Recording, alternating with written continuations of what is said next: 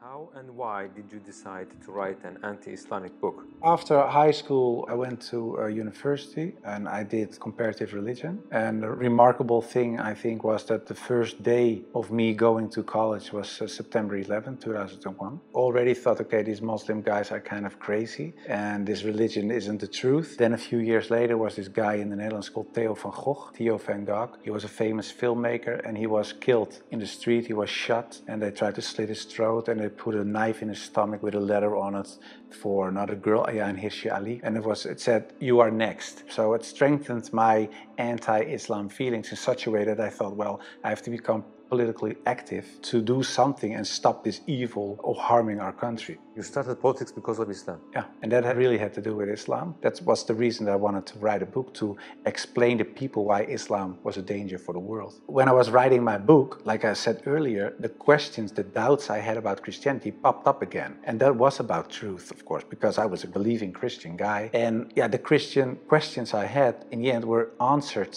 in an Islamic way. Because, of course, when I started writing the book, a lot of people think that it was a political book. But it wasn't so much a political book, it was a religious book, because I wanted to show people why Islam was a danger as a religion. And I wrote it from a Christian perspective. So in the beginning, I made a comparison between the Christian concept of God and the Islamic concept. So I started comparing it. But because I had these doubts about the Trinity, and I saw Tawheed, the oneness of God in Islam, I thought, yeah, it sounds a little bit more logical. And then I thought to myself, well, I reread the Bible to refresh myself, to see, okay, why isn't the concept of Islam, the Tawheed concept, isn't the Christian concept? But when I was reading the Old Testament and I saw what the Old Testament prophets said, it was one God, one God, one God. And then I thought, okay, I'll look only at the words of Jesus Christ in the New Testament. And then there's this story in the New Testament where a guy comes to Jesus and he asks him, what is the most important thing in life? How can I gain paradise? And he says there are two things. He says, "Hear, O Israel, hear, your God is one. Treat your neighbor as you want to be treated yourself." So I thought, well, even Jesus Christ says, "Hear, O Israel, your God is one." So I thought, well, this whole Muslim concept of God sounds more logical, and it's the same concept that I find in the Old and the New Testament. And I know Christianity as a religion teaches something else, but it isn't the concept of God that I find in the Bible. So after weeks and weeks of study,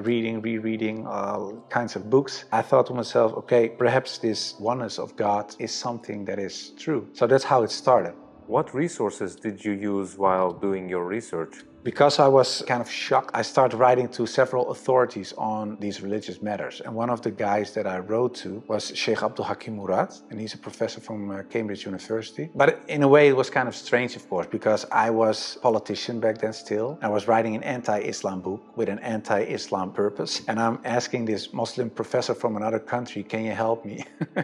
So I told him, I'm writing a book. I have a lot of questions. So I was very plain why I thought, why is Islam promoting terrorism? Why is anti-woman? Why is anti-Christian? Anti-whatever. After, I think, 6 weeks, he sent me a very extensive email. And he started explaining, directly answered a lot of my questions. But he also told me, you have to read this article, read this book, read that book, ask this person. And so he was very extensive in his way of explaining. But in the end, after I read all these books and articles and made a comparison between prophets from the Old Testament with Muhammad, peace and blessings be upon him, I had no arguments anymore to say they are prophets and he is not. And I thought to myself, well, if I accept Moses on these grounds and I cannot accept the prophet, then there is something else. So I thought, why don't I think he is a prophet? And I thought, oh, perhaps because he had many wives. But then again, when you look at Solomon or you look at King David, Abraham, there are a lot of people in the Old Testament that had more wives. And when you look at even outside of the religious books,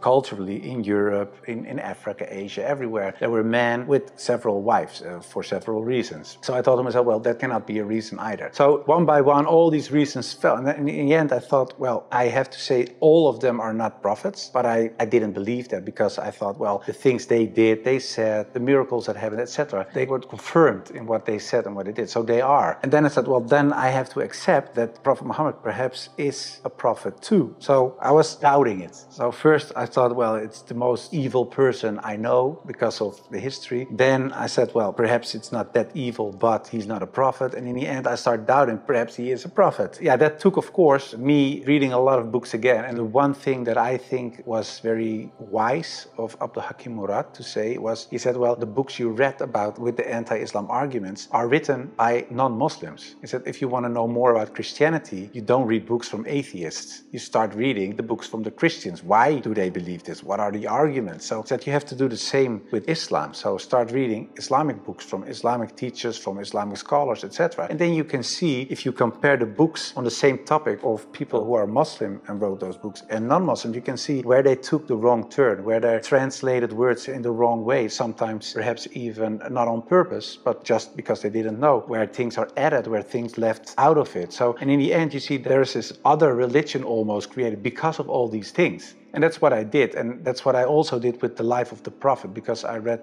a book from Martin Links, The Life of the Prophet, based on the earliest sources, Muhammad. And it was written, of course, by a convert. And his way of reasoning, his way of telling, his way of writing appealed to me because it's culturally the same thing. How do I approach a certain topic, etc. And it was the first time that I saw him not so much as a warlord, because that's the picture I had in my mind, but I saw him as a father, and I saw him as a friend and a teacher, and so much more. And so, yeah, I saw the person and his character, and I said, well, I can say a lot, but I cannot say that this is not a good man. So his character persuaded me to read more and to want to know more. The story about Hind, there was something that, like a switch, like I had to change. And that was because I thought Hind was the wife of one of the enemies, Abu Sufyan. And in a way, they gave money to kill Hamza, the favorite uncle of the Prophet. And that was what happened on the battlefield. He got killed. They even paraded with his ears and cut off his nose and horrible stuff. So the Prophet was deeply sad, of course, of what happened. And years later, he became powerful. He came in power in Mecca. And then there was Hind. And I was reading this book and I thought, okay, now she gets crucified or her head gets cut off or something like that. But he said, well, I cannot look at her right now, but everybody is forgiven. And if you want to stay here and live among the Muslims, it's possible. If you don't want that, you can go. But bloodshedding is over now. And I thought to myself that she was forgiven. If you can forgive someone who kills a relative, especially a favorite uncle of you, even starts parading with parts of his body to show other people that she humiliates you and whatever you stand for, that means you have such a great character.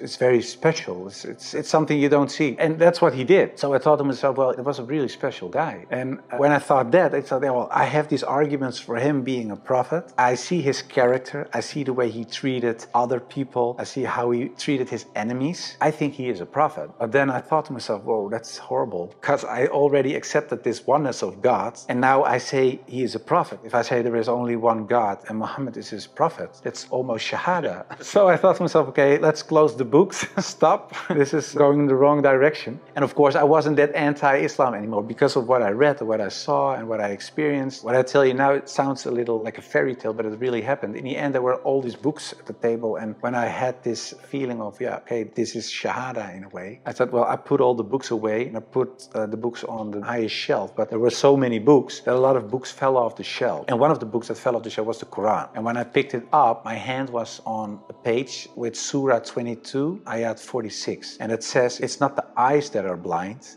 but the hearts. And I thought to myself, that really is my problem, because it wasn't the eyes. I really could see what I written down myself. Nobody forced me to write this book. Nobody said you have to write this or that. I started writing myself and I could see it with my own eyes, but I still couldn't accept the fact that I said he is a prophet, there is this one God. I just couldn't. So it wasn't my eyes that were blind, but it was really my heart. I couldn't accept it. I think my nafs or whatever, my ego, I couldn't accept it. And I said, well, God, I don't care if it's the God from the Bible or the Quran, give me a sign or something so that I 100% sure know this is the way. And I went to bed, but when I woke up, I felt very secure in myself. I really felt very secure. I've never been more secure about anything else. The whole anxiety or the whole doubting issue, it disappeared like snow for the sun. And I thought to myself, well, I think I'm a Muslim. Well, and then of course I had to tell other people. What was the reaction of the people around you when you became Muslim? Most of them were very negative, of course. For a lot of people, especially some uncles and aunts, it was kind of a shock. They heard it when it was on the news. I told my mother, and my mother started crying. And my wife was pretty open. Yeah, she was very cool about it. How did you feel when you made your first salah? It's, of course, a beautiful moment, but very strange as well. Because as a Christian, you're not used to pray like that. You pray with your hands together and perhaps on your knees in front of your bed or something. But I think it's very beautiful that you really prostrate, so you really bow down in the deepest way for your Lord. So that's a very humbling, beautiful thing, I think. And that, yeah, it made me feel very happy. What would you like to say as your final comments? I became much more happy after I became Muslim. So I would like to invite everybody to become Muslim, just because it brings peace to your soul and peace to your heart. It is the truth, it resonates with heart and soul.